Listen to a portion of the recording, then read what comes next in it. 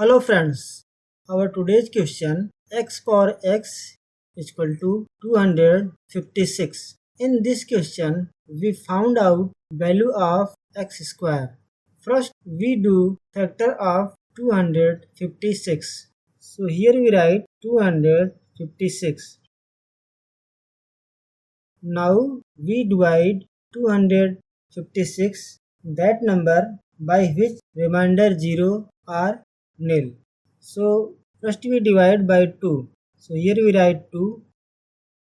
When we divide 2 by 2, here come 1. When we divide 5, goes 2 times. So here we write 2. Here remainder 1. So remainder 1 and 6 makes 16. When we divide 16, here come 8. Again we divide by 2. Here we divide 12 by 2. Here write 6. Remain here 8. When we divide 8 by 2, here come 4. Again divide by 2. When divide 6 by 2, here come 3. When divide 4 by 2, here come 2. Again we divide by 2. When divide 3 by 2, here write 1. Here remain 1 and 2 make 12. Now we divide 12 by 2. So here come 6. Total makes 16. Again we divide by 2. 16 come by 8 times. So here we write 8. Now we divide by 2. 8 come by 4 times. So here we write 4. Again we divide by 2. 4 come by 2 times. So here we write 2. Again divide by 2. 2 comes by 1 times. Now we make pair of 2. Here make 1 pair. Here also make 1 pair. Here make 1 pair. And here make 1 pair. When 2 multiply into 2, here come our 4. Like as here, when 2 multiply 2, here come 4.